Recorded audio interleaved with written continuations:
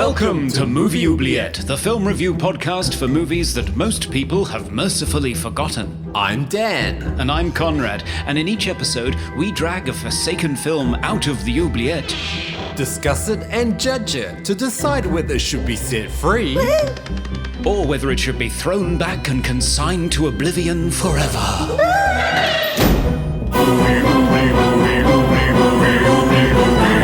We review the films others tend to forget. Come with us and open up the movie oubliette. Dear Which, you're listening to Movie Oubliette, episode 63, the continental roaming movie review podcast with me, Dan, replacing snacks with fruit and thus eating 4 apples a day in Melbourne, Australia. And me, Conrad, mastering the art of muting for farts on Zoom in Cambridge, UK. That's a skill. In this podcast, we discuss overlooked genre films, sci-fi, horror, and fantasy because a man in a rubber monster suit with red googly eyes is the nightmare we eagerly wish for. Hello, Conrad. How are you today? I'm very well. So you're eating healthy now? Well, trying. Supposedly. It's an attempt. Well, it's summertime as well. I tend to find that my appetite goes down in the summer anyway. Yeah, I guess so. Yeah, no. I'm a big lover of food. And I'm meanwhile trying to hide my digestive noises on Zoom conference calls. Yeah, it's good. Yeah. But one day I'll get it wrong and I'll get it the wrong way round and I'll be muted for the whole meeting apart from when I break wind. So it's just my entire contribution would just be a stream of farts. That'll be great, won't it? Yeah. Anything interesting happened to you, Conrad, this week? Well, I managed to get my London Film Festival tickets because, of course, coronavirus means It's online as well as, I think, a few socially distanced screenings. But I did manage to get tickets for Relic and Possessor, Brandon Cronenberg's latest. Oh, so exciting. Yeah, I'm really looking forward to that. And I also got tickets for a film about Shirley Jackson, the writer of The Haunting of Hill House. Oh, wow. Yeah, starring Elizabeth Moss. Because is it The Haunting of Bly Manor is about to come out on Netflix? It is. Yeah, countdown right now. So probably by the time this podcast is out, people will be watching it already. Yeah. And shitting their pants. Yeah, probably. Yeah, I don't know. I still have nightmares about that jump scene in the car. Oh, terrifying. Yeah. Not so terrifying is our mailbag. Yes? Yes, so on Screamers, we heard from Paperback Science Fiction on Instagram, who said, loved the story so much I had to go and find the movie. My local library had it, which was awesome. So... Oh, yes. Yeah. I remember going to the library and getting DVDs out. Yes, I know. Yeah, they even had CDs, even in the days of CD burners, which seemed unwise, I thought. It was the golden age. Yeah, it was. Napster and all that kind of fun stuff. Yes. We also heard from Serge of Cold Crash Pictures. Oh. Hello, Serge. Hey, Serge. Who said, Screamers has more faults than virtues when you list them out on paper, and it doesn't help that Terminator and Tremors both came out before, though not before Second Variety was written. But I still think the bones are so solid I'd be first in line to see or write the remake. And then he said, my favourite movie oubliette phenomenon is when I agree with every single criticism they have about a given film and then still go the opposite way on the final verdict. Right. Yeah, that's fun. It's personal taste, I guess. Yeah, I think it's really healthy when you can still criticize a movie, but then at the end of it say, but I love watching it. I think that's really healthy. Yeah. And we also had an email from Stuart who said, hello, gentlemen. Hello. The similarity of the central image from Ivan's Childhood, which is a Tarkovsky film, actually his first film, to your logo, prompted me to write, I've been enjoying your show during lockdown in Melbourne. Strangely, I discovered Serge's Cold Crash channel before I found you, so I was delighted to hear him as a regular contributor. Oh, wow. Thanks for the podcast. So that's great. Yay, we've got some listeners in Melbourne. So, yeah, he's actually a sound designer, so... Oh, wow. You guys could... You guys could have a lot to talk about, so that's great. Let's get a drink sometime. Yeah. No, it does actually say, if you need a well-equipped field recordist anytime, hit me up. So that's great. But yes, he sent us some images from the Tarkovsky film that he's talking about, and there is a haunting image of, I think it's two children looking into a well, and it's all black and uneven layers of brick, sort of chiaroscuro light. It looks amazing, and it looks exactly like our logo. Oh, wow. Well spotted. But yes, thanks everyone who wrote in and commented recently. We love hearing from you. Yes, we do. Conrad, what are we doing this episode? Oh, let's go on a journey of discovery to find out. Oh, how lovely. It's a field in Ireland in here. Oh, charming. Looks like the film's peeking out from underneath a stone pillar in the middle of the field. Very phallic pillar?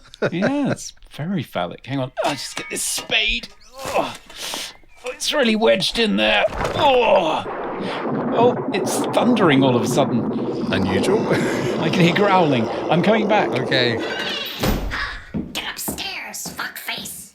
Oh, The weather down there, I guess it's Irish weather. yes, so unpredictable. But I've managed to rescue a film called Rawhead Rex. Oh, yes. Yes, we've been wanting to do this one for a while. We have, yes. The 1986 Irish fantasy horror film directed by George Pavlou and written by Clive Barker, based on a short story of the same name. I love me some Clive Barker. This movie, none of us have seen as well. No, so it's a... Double blind.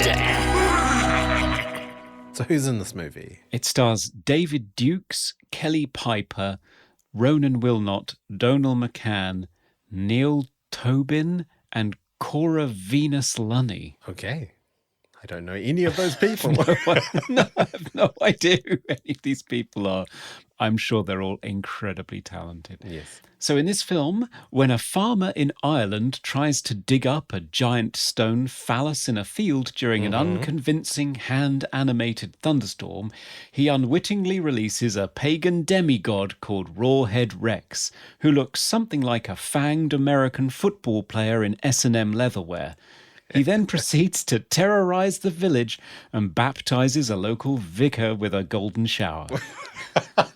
Just usual Irish behavior, I guess.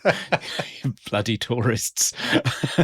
Speaking of which, it's up to visiting American scholar and chunky knitwear model Howard Hallenbeck and his wife Elaine to decode the secret messages hidden in the church's stained glass windows. Will they find the MacGuffin that will destroy Rex before he eats both of their children? Find out after the break. Oh, sounds horrific. Can't wait. Oh, yeah.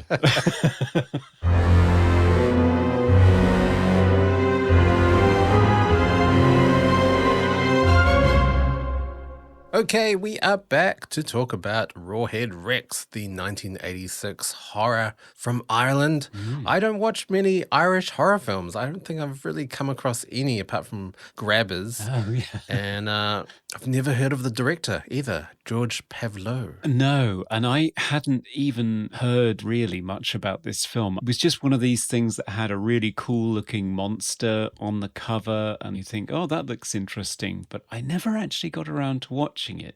No, I never got round to watching this, but I have watched all of the other Clive Barker adapted films. Hellraiser, Nightbreed, Candyman, Book of Blood, and The Midnight Meat Train. Oh, yeah. And the only ones I haven't watched was, Rawhead Rex and Dread, and I think Lord of Illusion is another one I haven't watched either. Oh, So, yeah. this one did pass me by. Yeah, I think that's why it's in the oubliette. I think this is the one that people forget. I guess also because it's only the second Clive Barker adaptation as a feature film. The previous one was Underworld, which was also directed by the same director, George Pavlo, which I've never heard of, and I would be interested to see. It's on YouTube. Oh, is it? Oh, They might take it down when they hear this, but yes, it is on there as a terrible VHS transfer because Oh, you dear. can't find it anywhere else. Right. I think it's also known as transmutations. right. There's another film by George Pavlo, Little Devils, The Birth, that also looks really interesting. And that's it. Yeah. 3 feature films, and I guess he gave up. I don't know why. Yeah, I don't know what happened there. I think he went into producing for other people, maybe doing Right. some TV. I don't know. I do know that he has personally bought the rights to Rawhead Rex, Right. which is what enabled Arrow to do a 4K scan of the original camera negative and release a super duper special edition with amazing visual clarity, Wow. which is the version that I watched. Yes. Yeah, it was amazing to see. That's incredible. I love how there's like a resurrection of all these horror films from the 80s. Yeah, so we've got to see the best possible presentation of Rawhead Rex. As you say, only the second Clive Barker adaptation, and it came from his Books of Blood, which Transmutations didn't. I think that was an original screenplay from Clive. Right. Okay. His Books of Blood were 6 volumes of short stories published between 84 and 85. There are 30 stories. 10 of them have been adapted into film or TV, including Right. Candyman and The Midnight Meat Train and Lord of Illusions. Uh-huh. Brannon Braga, I think that's how you pronounce it. I'm not sure, actually. He's a Star Trek alum. He's just done a new film that was released this month on Hulu, Okay. The Books of Blood, which adapts 2 stories and then has 2 new ones. I'm not sure why. And then the 2 stories that he's adapted were the 2 stories that were turned into Book of Blood, which you've seen already. So Yes. very strange choice, but that's on Hulu now. Right. Okay. Because I did find Rawhead Rex didn't really come across as a Clive Barker type story. No. His stories do tend to delve in S&M territory with blurring lines between pain and pleasure. Yeah. And a lot of sort of torture and torment. But this movie didn't really go in that direction. It was pretty much a creature feature with a resurrected monster that just terrorizes this tiny little Irish town. Yeah, it's shocking, isn't it? It's kind of a fairly straightforward monster on the loose movie. Yes. With a little bit of 80s teen slasher inserted into the middle. There's a bit of a diversion Yeah. that veers away from the short story. And apparently Clive Barker wrote the screenplay, so he put it in there. So that whole section in the middle of it where you're seeing teenagers with strangely receding hairlines necking in the woods, being attacked by a monster. Yeah, so you get a little bit of the sort of Friday the 13th influence in there. But otherwise, it's just a bog standard monster on the loose thriller with a little bit of what they call folk horror sort of weaved in there. That sense of strangers in a strange land being confronted by myths and legends coming to the fore. And The sort of folk aspect, the sort of pagan themes that were put into this film almost seemed out of place because you just think, oh, this monster is on a rampage, but then he doesn't attack certain women because of their feminine charm, I guess. Because he is the all-powerful figure of masculinity and men and phallic symbols and pissing on priests. Yeah, the one sort of sexually charged aspect of the movie that's very subversive that survived, which Clive Barker didn't think would survive. He put it in the screenplay. It's in the short story, the golden shower baptism of a local priest who enjoys it. He's really loving it, every moment of it. It's a full-on torrent of pee. Yep, exactly. And Clive said at the time that he saw a rough cut. He was pleased with how it was coming along. He said, children still getting eaten in it, which is very nice. The baptism scene was shot. It was in the cut I saw, but it will go. I don't believe urinating on vicars will stay. So he had no confidence that this would remain in the finished picture, but there it is in all its glory. There it is. The ultimate what the fuck moment that I was very, very shocked to see. Yeah, I have to say, of all the things that we've seen on Movie Oubliette, I never thought I'd see a priest being pissed on by a demon, but there we go. Chalk that one off my list. Yeah. So some of the sort of feminine versus masculine themes I thought seemed out of place when he almost attacks the pregnant woman, but then he finds out she's pregnant, so he runs away or something. I was a bit confused by that scene. Yeah, and that's the thing, that it doesn't really translate some of the backstory to it. It's all faithfully reproduced from the screenplay and the short story. This feminine idol, the Sheila Nagog thing, a pagan symbol of female fertility that ultimately defeats him, and this idea that he is basically just the male sexual urge personified. He's supposed to look like a big throbbing penis. That was the design originally in the short story, and that's what Clive Barker wanted. And yeah, the producers weren't keen on having this big bulbous head with teeth. Yeah, I mean, they half went there. I mean, he does have a rather large forehead. He does, yeah, but they didn't go full penis. Just the tip. No. Yeah. Right. They didn't go there. They were a bit threatened by that. So, I mean, it's all there reproduced on the film, but it doesn't, because it's not really spoken out loud or made clear. I mean, it looks like when he discovers the woman's pregnant, he takes pity on her. But in actual fact, he's disgusted by the feminine. It's the one thing that sort of flattens his ardor. Yeah. Well, yes. I think the main reason why it doesn't work is the lack of movement in the actual creature design in the face, because he can pretty much open and close his mouth and that's it. And those eyes, who okayed those eyes? They look ridiculous. Like, it looks like we're looking at a Muppet. Just big googly red eyes that glow. Yeah, I mean, they tried, I guess you could charitably say. I think they had 4 weeks to design and build this thing. They did the best they could, supposedly, as well as the costume. I think they also built an animatronic thing that could be used for close-ups. Right. And I think you can see like a few clips, and there's just like a few random things moving around in his jaw. Yeah. And then, of course, the disco eyes sort of flashing. And the eyes are the worst idea. It looks like a toy. Yeah. I actually didn't mind the creature design. I just wanted more movement in terms of like facial expression. Yeah. But the teeth themselves looked ferocious. And there were some scenes where it almost looked like there were 2 sets of teeth. Yeah. There was a mouth inside a mouth. Was I seeing that properly? Yeah, I think you were. And what I couldn't figure out was whether it was intentional or whether it was the actor inside and you could see his teeth. Yeah. I don't know. Yeah, I didn't mind it. The costume for me was simultaneously the worst and best thing about the film.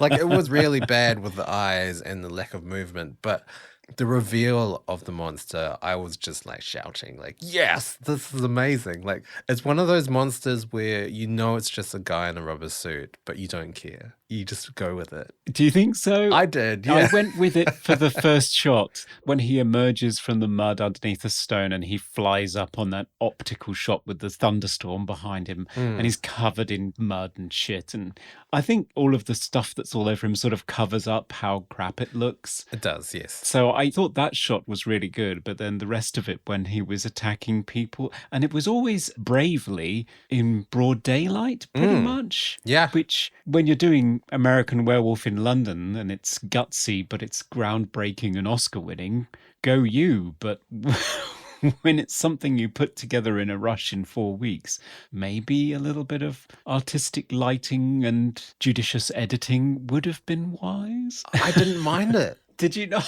Even though it looked bad, I was actually relieved to see the monster. I'm so sick of movies that hide the monster so much that I don't even know what I'm looking at. Right. Where it's just a blur of stuff and glistening whatever. Like you just can't tell. Whereas with this, it was clear as day. Yep. Right in the open, broad daylight. He attacks the house with all the lights on. There's no like dim lighting or anything. It's just for all to see. And there's another scene where he attacks, the son. Yeah. Which, I was shocked to see a child get murdered. Yeah. Broad daylight as well. It was, yeah. And it's quite a taboo still, killing kids. It is. I mean, I remember when I saw Dr. Sleep. Right. And they have that scene yes, in the yes. middle, spoilers, where they kill Jacob Tremblay, of all people, and this beautiful little kid in this cameo, just being tortured to death. And it's really, really confronting and disturbing. So disturbing. Just continuously stabbing him with a knife. Yeah. Awful. Yeah. This one, not so much. I didn't find. Well, you didn't actually see the kid get devoured or anything. Yeah. It was off screen, but it still happened. Yeah.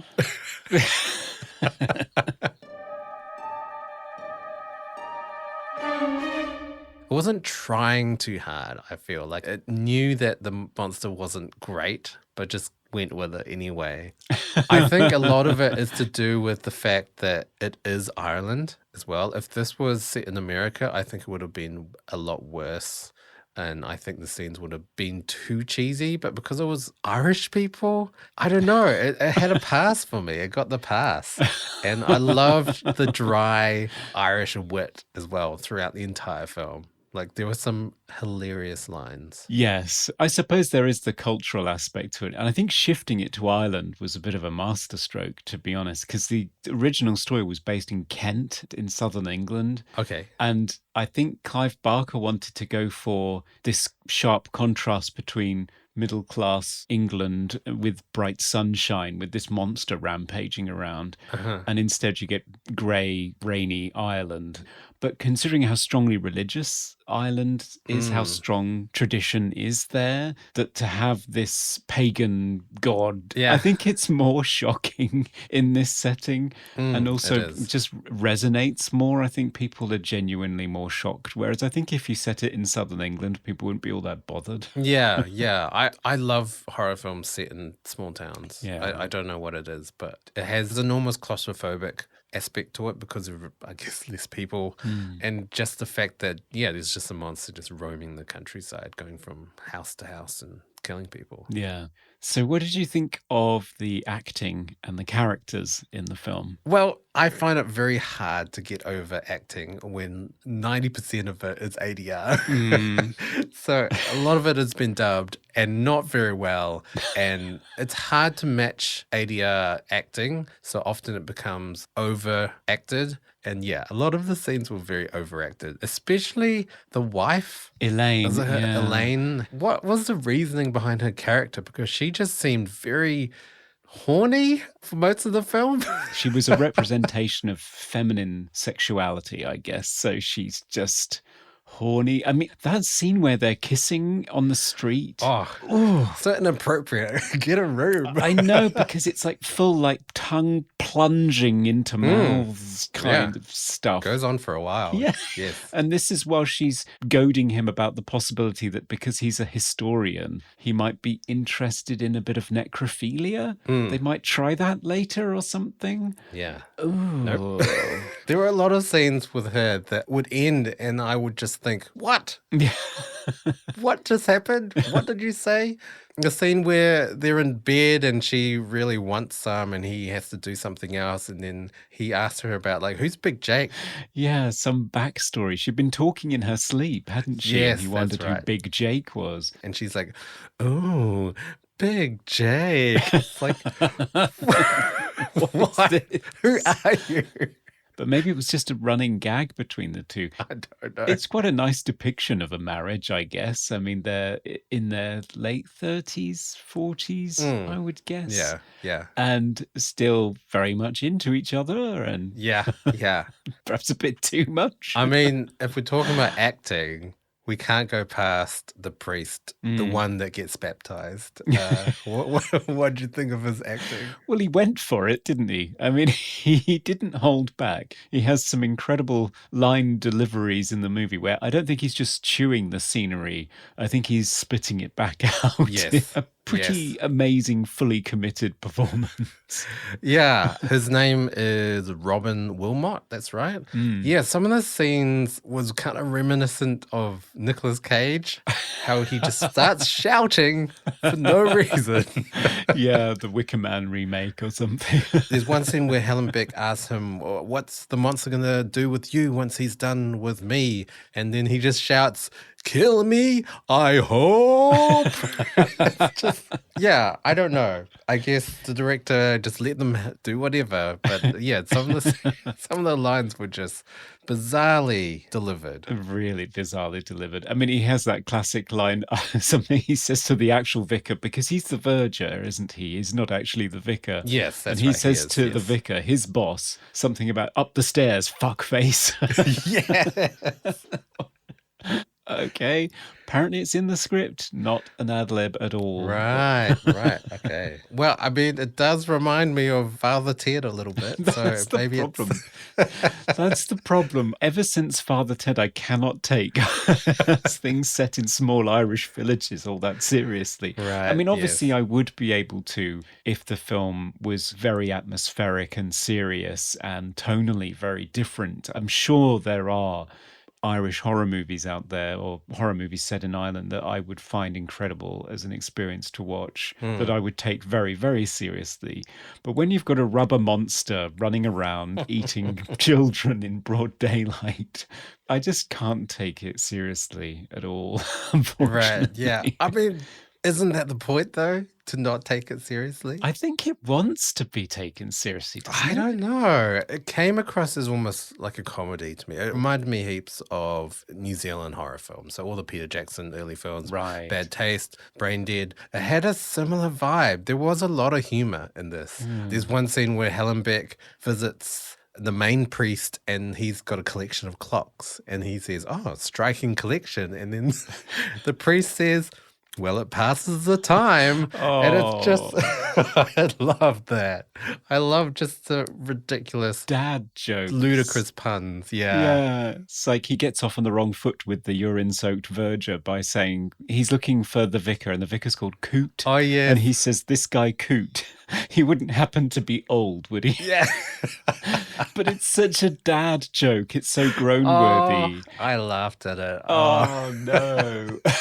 It's so cringy. It's so bad. It's good. I loved it. I love that humor. But I don't think it's meant to be funny, though. Oh, really? I don't think you're in a laughing with situation there. I think you're laughing at. Right. Yes. Well, I mean, there is humor in there. Obviously, there are lines that are meant to be funny. there is humor. Yeah. But I don't think the monster itself and the jeopardy that the town is in and what he represents was meant to be funny. Right. I think Clive Barker was quite upset with the end result.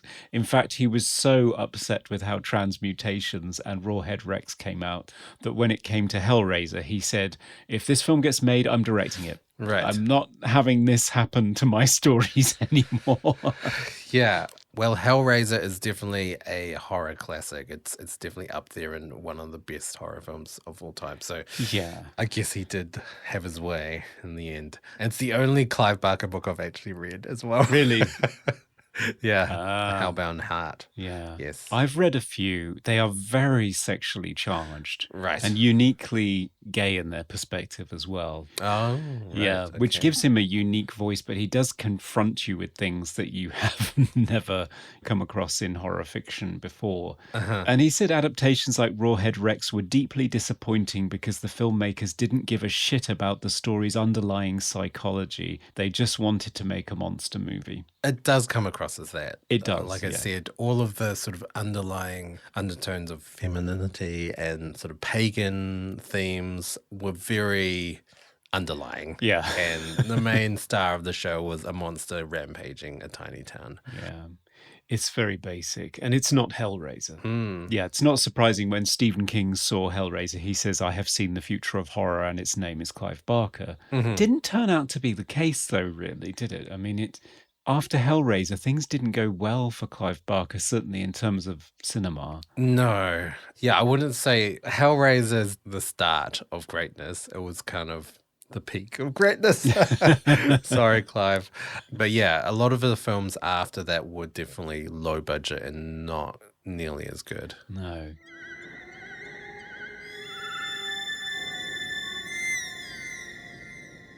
There were two parts of the film, actually three parts of the film that I have criticisms for. Firstly, I didn't like the Elaine Hallenbeck character.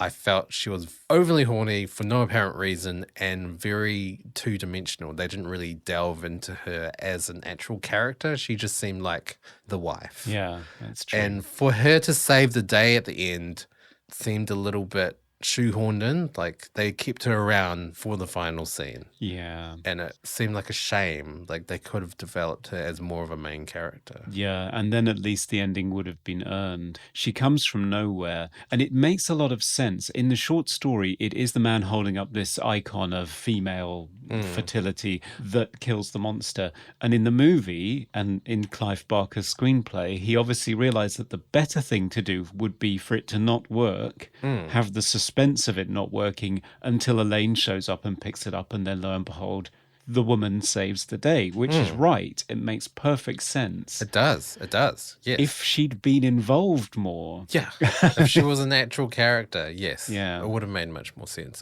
So that's one thing I had a problem with. Yep. The second thing is the only scene with exploitation. So the girl gets dragged out of the caravan and her dress falls off. Of course it does. Why? There's no reason apart from your exploitation nude scene. Yes. Topless woman in a horror movie. She appears to have chosen to wear a dress that's made out of paper and no bra Yes. in February in Ireland, which seems a very unwise choice. And of course, I'm sure she regrets it when she gets pulled out of a window and her dress immediately just disintegrates to leave her breasts on display while she's murdered. There is no need for it at all. It's really gratuitous and awful to watch. It is. It is. It comes out of nowhere. It just seems like a horror movie thing to do in the 80s. It does, yeah. I'd be surprised if Clive Barker put that in his screenplay, but who knows?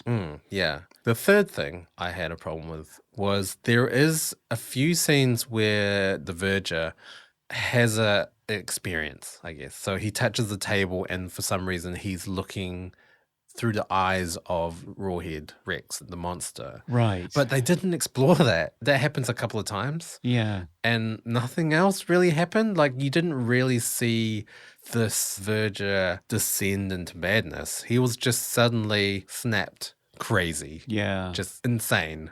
And I wish they'd kind of explored it like having sort of a descent, like a journey into losing his mind. But they didn't. No, it's a really underdeveloped part of the screenplay as well, because people keep touching what appears to be just a tablecloth. Yes. And their hand glows red. And when a woman does it, she screams, or she's holding a vase or something and screams right at the very beginning. I don't know what's going on there. Then he does it, the verger does it, and he is possessed by Rawhead Rex or just becomes an acolyte in some way.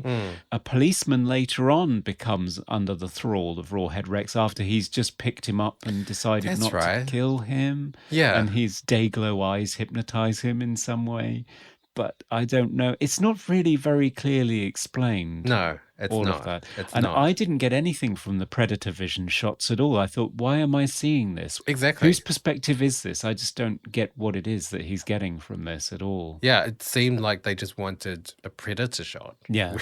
It was all strange and all warpy, but there really wasn't a purpose to it. No, not at all. I completely agree with that. All of the mystical underlying elements of this film are lost. And so even though they're still in there, they're so underexplained and underdeveloped that you can't really understand what they are. Yeah. But then a monster attacks somebody, so you just forget about it. Yeah. So Yeah. I think that ties in with Clive Barker's feelings about the adaptation. Right. That they just skipped over those parts. Yes, yes. Changing the subject completely. Talking about costumes, there is a lot of knitwear in this film. I mean, granted, it is Ireland, and February. it's cold. It's cold, yeah. Apparently, it was so cold they had to hose down the streets in the forest because it was snow, and they just didn't want errors in continuity with snow or no snow. Yeah. I did read that the costume designer Ken Solata Boyle is actually quite a good costume designer, and she's gone on to be nominated for an Oscar for The Queen. Oh, wow. And she did Philomena, The Iron Lady, Angela's Ashes, and also a recent film that I just watched, Enola Holmes, which actually had amazing costumes in that. So I know. I love that movie. Did you enjoy it? I did. It was very charming. Like, Yeah. that's the only word I can come up with. Yeah, that's the perfect It word. was just all the right amounts of quirkiness and secrets and codes. It was just like made me giddy. Like it reminded me of like Famous Five or like Yeah. Secret Seven, Enid Blyton books. Yeah, I love Millie Bobby Brown in it as well. I think she's got real charisma. She does. She's a real talent, and all of her fourth wall breaks were hugely fun. Yeah, I love that. I did. Really I loved enjoyed it that. too. I loved it too. But no knitwear at all, as I recall. No, knitwear. I mean, I suppose she's researched the area. She's got a sense of what the people wear, and she's dressed them accordingly. But wow, It's a lot of knitwear. it's a lot of knitwear. Yeah, people look very warm. Yeah. And I'm surprised to to see the visiting Americans adapting to local customs in terms of knitwear so quickly as well. But Yeah, I actually was suspicious whether they were actually American actors because his accent fluctuated. It was really strange. David Dukes, no, he is definitely an American character actor. And Right. quite a well-loved one. He died quite young, sadly. Right, okay. He was only 55 and he had a heart attack while he was making Stephen King's miniseries, Rose Red. Oh, okay. It's really sad. But yes, he is American. I believe Kelly Piper is American too. She was in Maniac, Right. the original version Right. of Maniac. It's the kids that aren't, because obviously there are loads of rules about how often you can use kids in movies, how long they can work for. And I think shipping two kids abroad is probably not done all that often. Yeah, right. So it's two local Irish kids doing their best attempt at American accents. It's not bad, especially Cora Lunney, who's only 5 at the time. Yeah, I mean, right. she's now known as Cora Venus Lunney. She's a very talented violinist.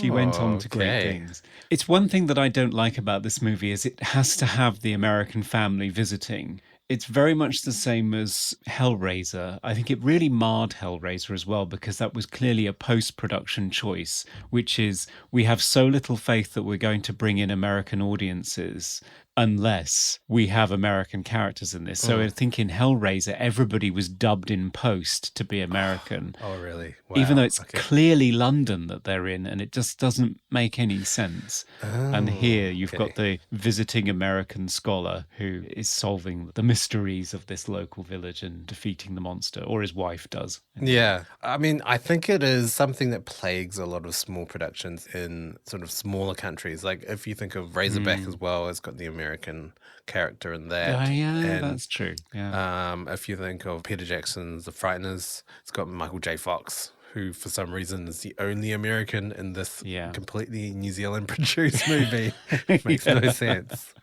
Yeah, it does seem a shame. I mean, in this case, it's funny because they were chasing another $1 million of money for the budget from American sources, and it never actually materialized. So they went to all that effort to try and make the film attractive to American investors, and then they didn't get the money. And I think they were halfway through filming when George Pavlou was told, yeah, you've got to hurry up because we don't actually have half the budget that you were expecting. Right. Oh, So okay. he couldn't shoot past midnight because then you go into really expensive overtime. So they were rushing to do the night scenes after the sun went down. Right. So he didn't get to do half of the things that he was planning to do. And he was really stressed and didn't have a very good time making the movie. Okay. Okay. It does show signs of being part of the whole underfunded British horror tradition in the mid-80s. I remember reading in Kim Newman's book, Nightmare Movies, that between Extro in 82 and Hellraiser in 87, no British horror film was given a theatrical release.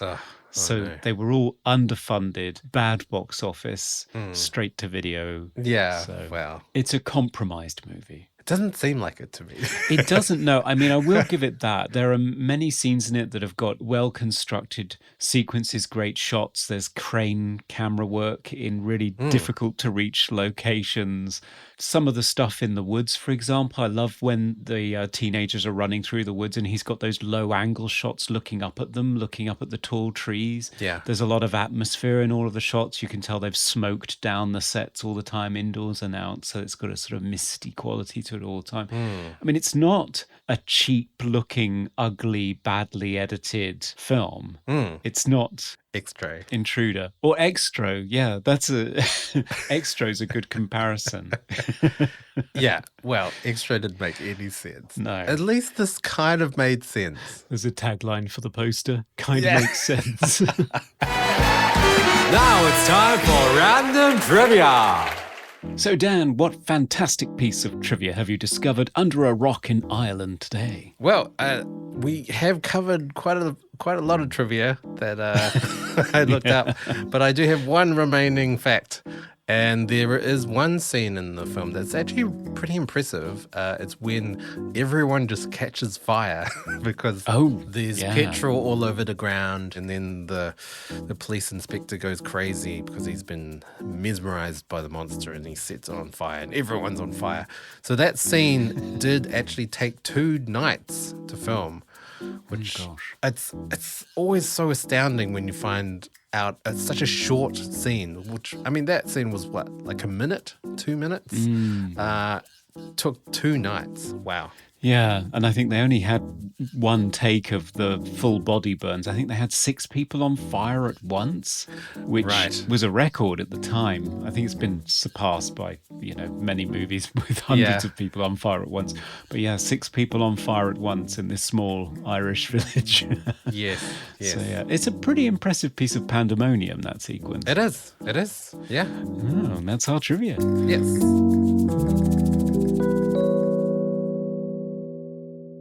Going back to the monster, so the actor Heinrich von Schellendorf was Rawhead Rex. He was only 23 at the time. He wasn't an actor. I thought he was, size-wise, he did look huge. Yeah. He looked massive. And especially the scene where he's carrying, is it one of the priests? Yeah. He looks ginormous. He does, yeah. He's supposed to be 8 feet tall, though, Rawhead Rex, and I don't think they quite pulled that off. Yeah. He does look imposing, for sure. They were after Peter Mayhew originally, weren't they? They were after Chewbacca. Yeah, Chewbacca, yes. And they talked to him about it, and he was prepared to do it, but then he sent them the bill. And the producers balked at that. Yeah. So yeah. they went with random German guy. Who did his best. I think he was given directions and didn't always follow them terribly well. I think they had problems with it. And right. I do find that he sort of windmills his arms quite a lot, which I don't find particularly threatening. Yeah, he does do a lot of kind of waving them around. Yes. It looks like he's just trying not to fall over. But probably can't see a thing as well. No, I'm sure he can't. No. But I mean, it's not comically bad all the time. Yeah. Some of the time it is, though. Yeah. I never felt particularly threatened, to be honest, watching the movie. Oh, wow. I wasn't frightened at any point. No. I've especially that scene in the farmhouse, the first sort of killing scene. I thought that was actually really well done. Yeah, that one is. But I was never particularly frightened by it. He spent more time trashing the spaghetti in their kitchen than killing people, didn't he, really? He had a real problem with kitchens. So one thing I did notice about this film that I was surprised about considering its budget was the score. It's fully orchestral, which is quite rare for a film of this period. Is? Well, just like Screamers, I think there's sort of orchestra either side of some fairly basic synth, bashy, crashy, stabby stuff in the suspense scenes in the middle. I find it too overactive and too flourishy and over-orchestrated and fancy and busy. To me, it's sort of the score equivalent of a dress that's got too many frills and laces and details and buttons and ribbons hanging off it. It's just like twiddling and twaddling all over the place. Right. During the driving scenes, for example, it's a sort of twiddly, twiddly, twiddly, woodwind, woodwind, woodwind, twiddly, twiddly. And I'm just thinking, oh, shut up. It dates the film, I think, because if you think of other things that were coming out around the time of this, in 1985, 1986, it sounds very sort of 60s, 70s, overly busy monster movie music. Right. What did you think? I loved it. Oh. I loved it. I'm always so surprised when I hear a full orchestra in such a low budget horror. I really love the busyness. I'm a huge fan of 50s and 60s orchestral scores for thrillers, like all the Hitchcock movies, all the Bernard Herrmann stuff, which is just Yeah. oh, it's too much music, but I love it. I love the too much music. I love the extra flourishes and little twiddly parts. I'm sick of Marvel movies where it's just like, here's an ominous tone, here's another ominous tone, here's some percussive, jarring action music. Oh, here's another ominous tone. It's suitable, yes, but musically and thematically, it's boring. And for this movie, I actually really liked the music. And even though the synth stuff was very basic, it kind of did its job without sounding overly cheesy. Yeah. There was a weird synth, I think it's a synth sound, I'm not entirely sure, in the church, in the sort of more ethereal moments with all these kind of bird synthy sounds. It was really strange, but kind of, I thought it was fitting. Yeah, that's supposed to be the representation of what's inside the altar, the Sheila Nagog. Oh, really? That feminine idol calling out to them. It's supposed to sound sort of feminine. To me, it sounded like a cheap seagull sound effect on a Casio keyboard. Yeah, I really it totally hated did. it. I hated really it. liked it. I don't think it was effective in what it was actually trying to achieve. I didn't realize it was trying to be calling out. It didn't scream alluring femininity to me. But No. that's what it was meant to be. Right. Yeah. Oh, I completely agree with you that generally speaking, what I hate about scores now is that they slip into sound design. Sometimes that works really well. It depends on the tone that you're going for. But mainstream blockbuster movies are terribly dull, and too many scores sound like they're just trying to copy something else that's been copied and pasted during the editing process. Temp music. The temp score. And I don't have a problem with classic movies that have got classic scores in a style that they were used to at the time. Like, I love Bernard Herrmann as well. It's just that in 1986, it just sounds terribly British and overly fancy and frilly. And it just sounds very, very 60s and 70s to me for a 1986 monster movie. The thing is, for me, I'm just sort of thinking of Hellraiser, which again has Christopher Young doing a very big operatic orchestral score, but that's so stylish and so fitting for the film. I mean, that resurrection cue when Frank is coming back from the dead, it's fantastic stuff. But if it had been sort of this 70s twee British twiddly dee crap going on in the background, I just would have given up with it, I'm afraid. Yeah. I don't know. Nuances. It's nuances. Yeah. I don't think this movie was trying to reinvent the wheel or anything. It wasn't trying for something new. It wasn't trying to be overly original or anything like that. But it does the cheese well. I don't know. I appreciate that. Yeah, not so much. I mean, I quite enjoy the grotty 80s Britain insight again. Like, I enjoyed that with Extro. Yeah. Like the police station, to me, it looked like the police station was in somebody's grand's house. It's like hideous tea-stained desks and wallpaper that was going brown and peeling off. It was just a horrible, small, provincial place, and everything was run down and grotty. And I quite liked that time capsule aspect to it. I don't think it's going for that, though. I don't think it's going for cheese. I mean, it's not like American Werewolf in London, where all the sort of provincial silliness of the local police is supposed to be funny. There is a culture clash going on there, and I don't think they really went for that here. Right. And finally, just a word on the ending, which not only doesn't make sense because they haven't explained any of the underlying folklore or themes or anything that's going on, it also just goes on forever. It does. Seemingly endless hand-animated stuff flying everywhere. The blue sparkles. Yeah. And then at the end of the movie, you just have to have a rip-off of the Carrie stinger for some reason. Yeah. He just jumps. He doesn't even jump out of a grave. He just jumps out in front of the camera. Just pops out to say, "I'm still alive." There's just no reason for it. That wasn't in the screenplay. Right, yeah. It's obligatory, though. Well, It's like a horror must-have. yeah. There are so many silly references in it. Like, there's a reference to Nicholas Roeg's Don't Look Now, where the woman in the red coat stops them on the street. I think it's during that disgusting kissing Yeah, the scene. kissing scene, yes. Although I yes. wondered whether, because Elaine looks at that and says, "Oh, she reminds me of something." It's like, I've seen that somewhere before.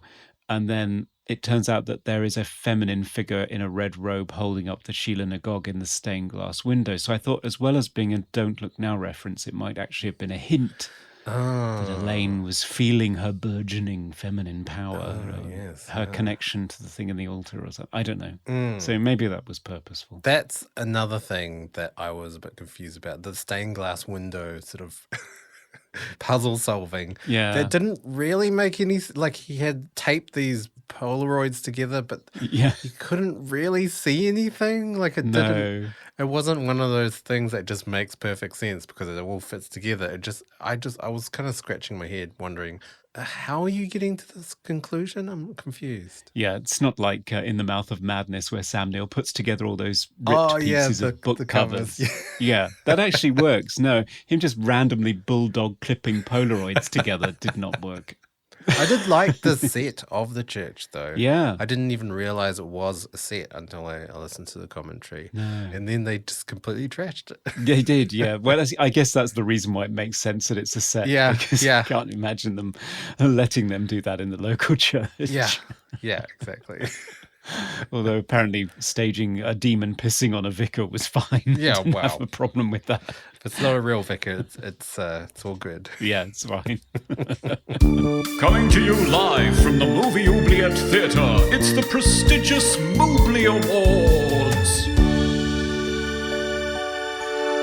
Hey, it's the Mobley Awards. It's where we pull out through broken caravan windows our favourite parts of the film in a number of terrifying rubber-suited categories. Best quote. You've already taken my favourite quote.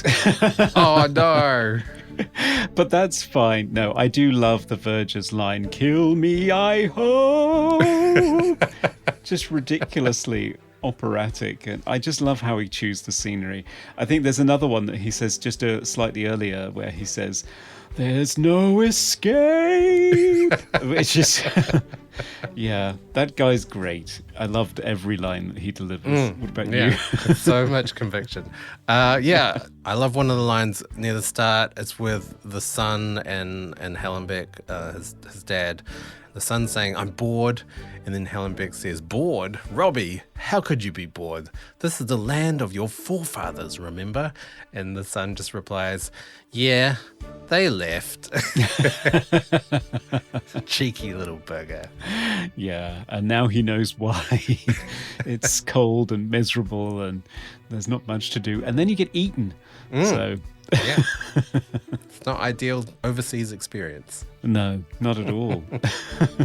Best hair or costume. I think we have to praise the epic knitwear, though, don't we? I mean, especially Yes.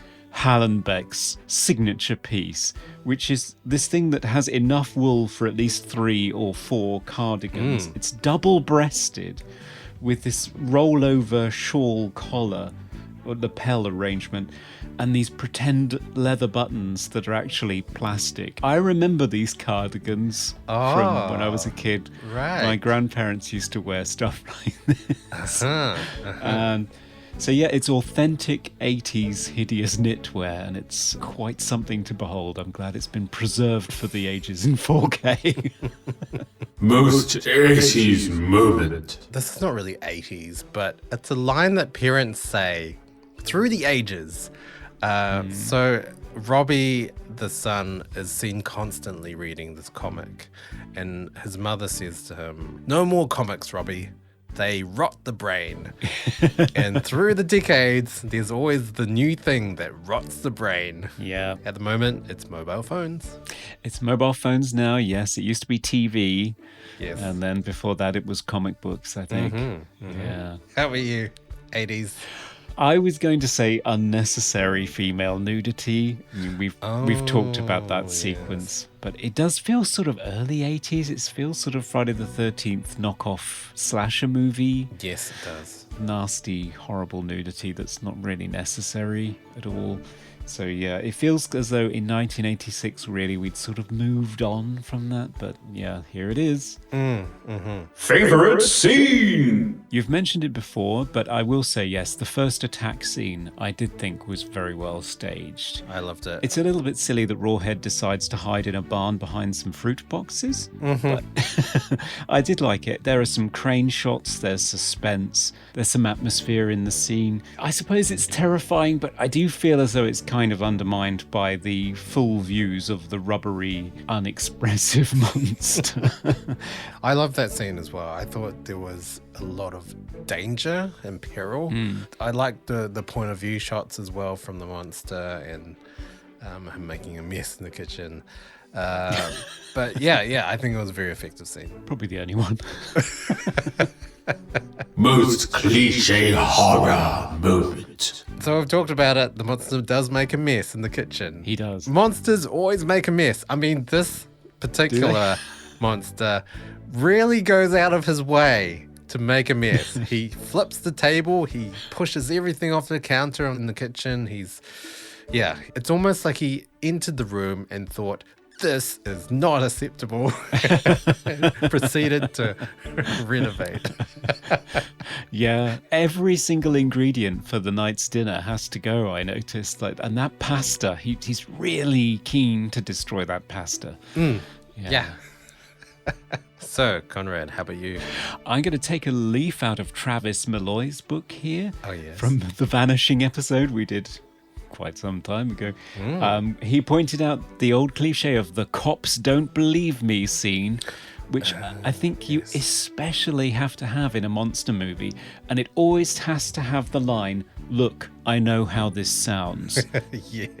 Best special effect? I think actually most of the makeup effects were pretty good. Aside from the monster, I thought all of the wounds, the bites, the scratches, and especially the severed heads, Yeah. I thought they were pretty good They were for phenomenal. the amount of resources they had. Yeah, I thought they were really, really good stuff. And the blood as well, which they said on the commentary was just red food coloring and coffee granules. Really? It looks really good. It actually Wow. looks good. Also, the severed hand. That was Yeah, actually that was really pretty good. effective. Yeah, I loved it. Yeah. How Yeah. about you?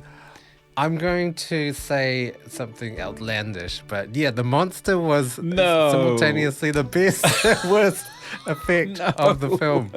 I don't know why, but even though it was so bad, I was just cheering him on. I wanted to see more of him. I wanted more killing and more rampaging.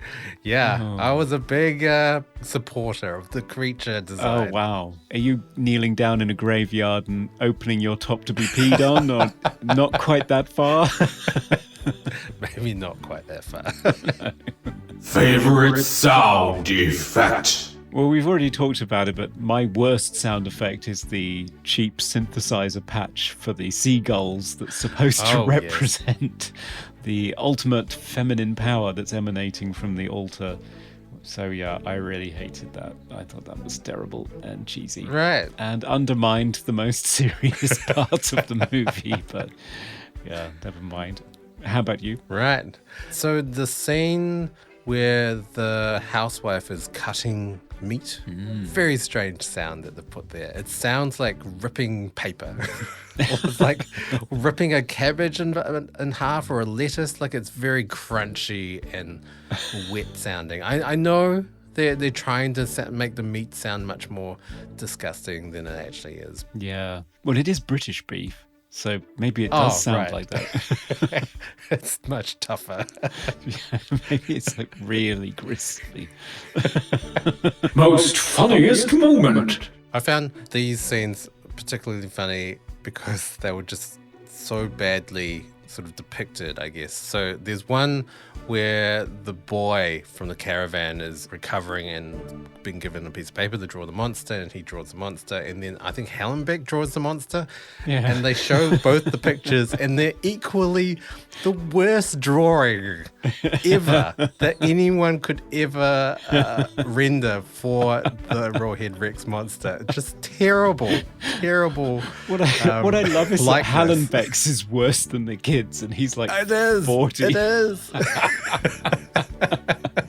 So bad. And then you, Conrad, funniest. For me, it has to be when the teenager with the receding hairline, Andy, is killed by Rawhead Rex. You just have this fantastic sequence where they're running through the woods, him and his girlfriend, and they're together. Rawhead jumps out.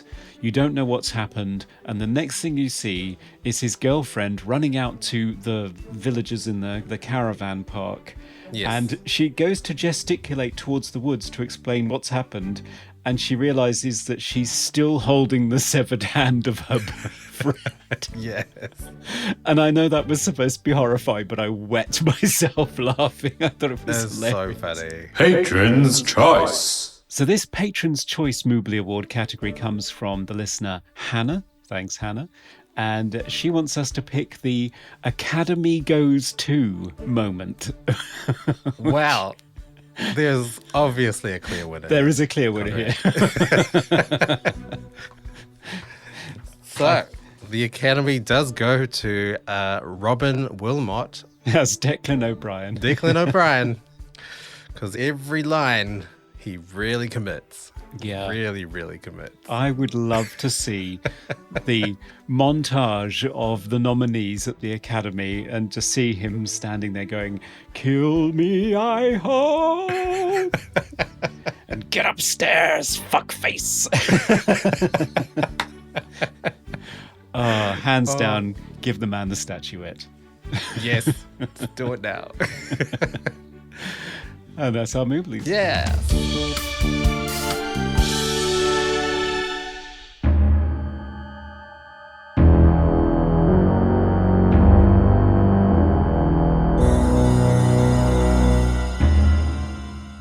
Hey, it's final verdict time. Should Rawhead Rex be praised as the pot of gold at the end of the rainbow, resurrected for all the townsfolk to see? Or should it be shone with sparkly blue light so that it plummets to its grave in the dark oubliette, lost in pagan mythology? Conrad, does it deserve to be resurrected? No. Sorry. No suspense from me. No. I'm fully on board with Clive Barker's opinion here. I don't think it's a great realization of his work. I think it's a fairly bog standard monster on the loose movie. It's not quite funny enough to be self-consciously funny, and I don't think it's so bad it's good. I think it's just sort of straight down the middle incompetent, to be honest. I mean, Right, okay. There's a lot of it that is competent. I mean, it's the cinematography's by John Metcalf, so it looks good for the time and the resources they had. I mean, it's great source material, but it's just not very well explained. All of the subtext of the movie and even the basic mechanics of why Rawhead Rex is there, what he represents, and why he's defeated at the end, and what all of it means. It's just devolves into a half an hour special effects sequence straight out of Highlander for some reason. Yeah. With blue hand animated stuff flying everywhere. I wasn't scared at any point, and I thought the monster was just laughably ridiculous, to be honest, because he was basically like a Halloween costume. I mean, great cosplay material for Comic-Con, but not really Rawhead Rex as Clive Barker envisioned it. So I think there's something there to be reimagined later. It was fun to watch it in 4K with all of its knitwear and all of its British grottiness in the mid-80s. But I don't think it's a hidden gem that deserved, massive praise or anything like that. I think it's quite happy just to be sort of nestled under a rock and forgotten, really. But I think you probably have a different opinion. I'm going to do a surge here. As much as I agree with everything you've just said, I thought this movie was hugely fun and hugely hilarious. Probably all the wrong reasons. Like, it probably was a very serious film and it was probably trying to make something terrifying, but it was just hysterically funny for me. And I had so much fun. I loved all the monster scenes. They were ridiculous and stupid, but so entertaining. I don't know. I found myself entertained, and this is just classic 80s B grade horror to a T. But so bad it's good. So bad it's good. It's the type of movie you would see in a movie where they go to a scary movie at the drive-in and they would watch this movie. Yes, that's true, actually. Yeah, I can see this being in the background with the cheap monster. Yeah, terrifying exactly. people. Exactly. I like the Yeah. shittiness of it. I embrace the shittiness. I embrace the cheese and the overacting and the bad ADR and the nonsensical underlying plot and the ridiculous ending. I embraced all of that. And yeah, I thought they were all pluses for me. So bad it's wow. good. Rawhead Rex. Oh, well, you know what this means. Yes. It's time to bring out... The coin of fate. What are you going to go for? Heads or tails? Well, heads, I guess. Okay. It's all about those severed heads for this movie. Yeah, it's true. Or inexpressive heads. Off we go. Okay. It's tails. Yes, it's no. Ah, you're doomed, Rawhead. Oh. Elaine popped out at the last minute and saved the day. God bless you, Elaine. Oh, yeah, wow. Well, sorry, Rawhead. Back you go. There's no escape. I will have to say, if people out there love cheesy, terrible B-grade horror, this is right up your alley. It is so enjoyable. And if you want a really eerie, disturbing evocation of Clive Barker's Books of Blood, run for the hills. So next episode, are we going to be running for the hills? Is it going to be a bad one? Well, it will be our Halloween special, so yes, it will be a scary feature we'll be covering. It's a film that's celebrating its 30th anniversary, and it's a remake that people might question, why did it happen in the first place? So yeah, it's going to be quite interesting. Yes. So the film we are covering is the 1990 American horror film directed by Tom Savini, Night of the Living Dead. Oh, that's dangerous territory. The original's a classic. Yeah, exactly. Always dangerous to remake a classic. But fortunately, we will be guided by a special guest who has lots of insight to offer into this film. So looking forward to that. Yes. Hope it's scary. Yes, lock your doors. But open your doors to us on social media. We are on all platforms, Facebook, Twitter, and Instagram as Movie Oubliette. And you can email us at movie.oubliette@gmail.com, just like Stuart did, because we love to hear from you. Yeah, point out how we're plagiarizing other people. Yes. Not intentionally, though. No, inspired by the greats. I mean, Tarkovsky, it's pretty good. But yeah, tell us what you think of Rawhead Rex, and tell us what you think of Night of the Living Dead as well, the remake. Does it deserve to exist? Does it not? Yes. If you haven't already, if you're a new listener, give us some feedback on Apple Podcasts or whatever podcast platform you are listening to us on. It really gives us a leg up. It does. Helps us get our words of wisdom out there. Yeah, it does. And also boosts our confidence in these troubling times. Yeah. And if you'd like to support the show, head on over to Patreon, because for as little as $1, you can nominate Moobly Award categories, films for us to cover in future. And for $5, you get access to lots of bonus additional material, like exclusive extended interviews with our special guests. Yes. You never know. There might be more interesting stuff you didn't know about films that you love. Yeah, often is, actually, especially from the guests rather than us. Yeah. Well, as always, it's great to have you listening to us. Bye for now. Stay safe. Bye. Bye-bye.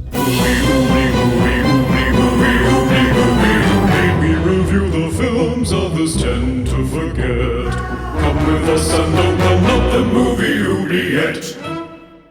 Is there any connection between the murders? Yes, they're all dead.